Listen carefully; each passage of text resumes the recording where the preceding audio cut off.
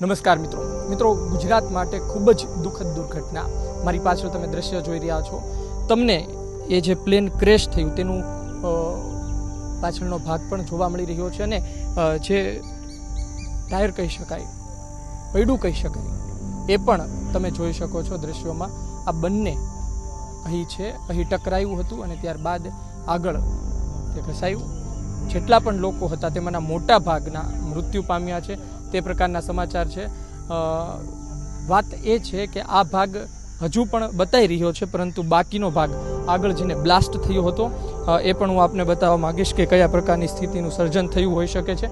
કારણ કે તે જગ્યાએ અથડાયો ત્યારબાદ તમે જોઈ શકો છો કે અહીં પણ કેટલોય ભાગ પડ્યો છે અને અહીં કેટલાય એવા બેગ્સ પણ છે કે જે મુસાફરીમાં લોકો પોતે આ પ્લેનમાં લઈને ગયા હશે, એ બેગ્સ પણ અહીં જોવા મળી રહ્યા છે।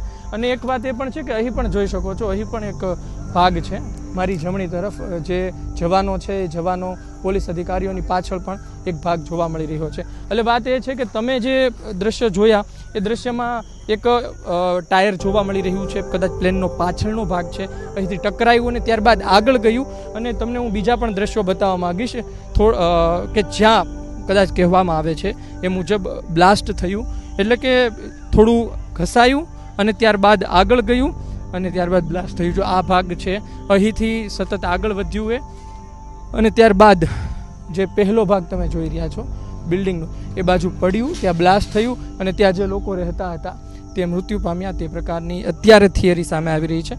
અમે લોકો સાથે વાત કરી ત્યારે લોકોએ અમને કહ્યું કે આ પ્રકારનું હોઈ શકે છે, કારણ કે તે પ્રકારનું જોવા મળી રહ્યું છે। હજુ પણ આના સમાચાર સામે આવશે, હજુ પણ આની પાછળની કેટલી વાતો સામે આવશે જે કદાચ મને અને તમને હજુ સુધી ખબર નથી। ગુજરાત તક જોતા રહો, ધન્યવાદ।